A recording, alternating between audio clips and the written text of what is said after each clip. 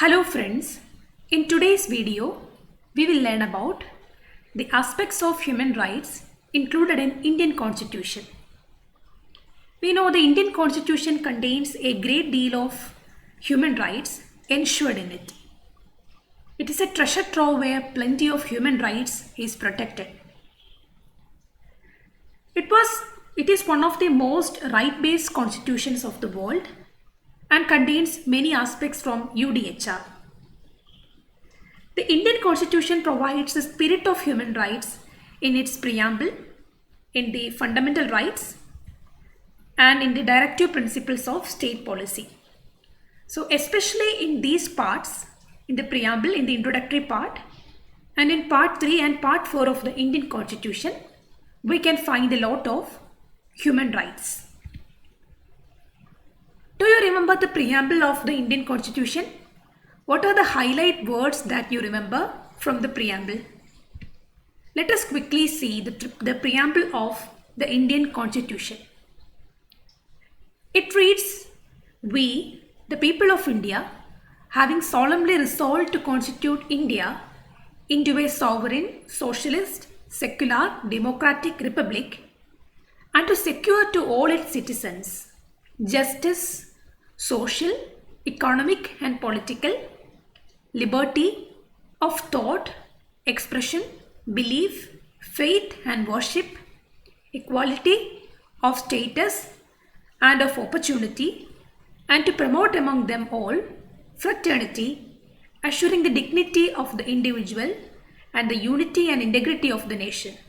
In our Constituent Assembly, this 26th day of November 1949, do hereby adopt, enact and give to ourselves this Constitution." So this is the preamble of the Indian Constitution. Maybe you have seen this preamble in your textbooks, in the front page of many of your textbooks. So this is the introductory part, and in the spirit of the preamble, we have to read the Indian Constitution. All the articles of the Indian Constitution has to be interpreted in the spirit of the preamble of the Indian Constitution. So let us quickly go through the highlight words of the preamble. The preamble declares India as sovereign, socialist, secular, democratic republic. You can see the open-mindedness of the drafters of Indian Constitution in these words chosen to declare India as sovereign, socialist, secular, democratic republic. And it calls to secure to all its citizens the following values: justice, liberty, equality, fraternity.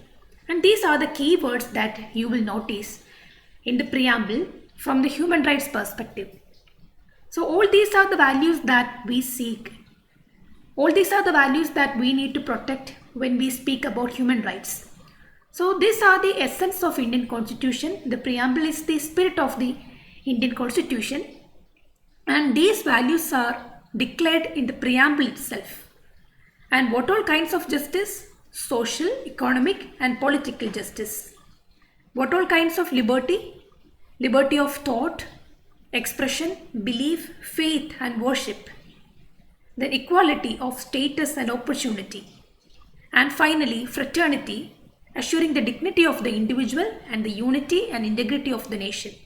So I want all of you to remember these key words: justice, liberty, equality and fraternity are protected, are the essence of Indian Constitution, and these values are to be protected at any cost. So when we speak about human rights, it indirectly implies that these values. So the preamble itself declares that the Indian Constitution is based on human rights. It contains and protects human rights. Now moving on to the important part, the fundamental rights. We know that there are plenty of parts for the Indian Constitution. Initially there were 22 parts and now there are 25 parts. We have already mentioned that. Of this, the part 3 of the Indian Constitution is of much importance. It is often described as the Magna Carta of the Indian Constitution, of the India. Now these are the articles 12 to 35. It contained a very long and comprehensive list of justiciable fundamental rights. And what is justiciable means? Justiciable means enforceable in a court. That means if any of those rights mentioned in this part, the part 3 is violated, you can directly approach the court. These rights are defended and guaranteed by the Supreme Court.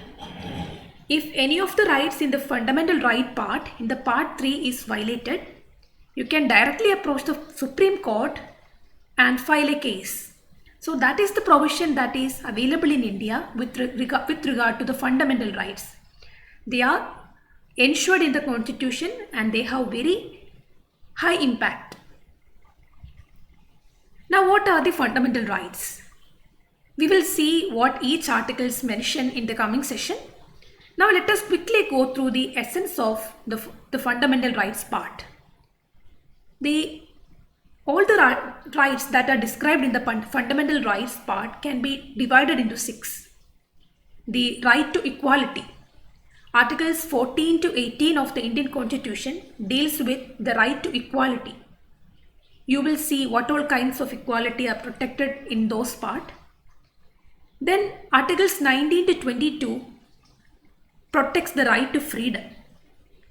The freedom and liberty such as to travel, to speak, to express, to assemble, all those kinds of freedom are protected in Articles 19 to 22. Then in Articles 22, 23 to 24, right against exploitation is guaranteed. The child labor is prohibited, the human trafficking is prohibited, and all those kinds of rights are guaranteed in those articles. Then Articles 25 to 28 guarantees right to freedom of religion. Your freedom to believe in any faith, to follow any religious practice. All these are protected in that part. All these are part 3, and in Articles 25 to 28, the freedom of religion is protected.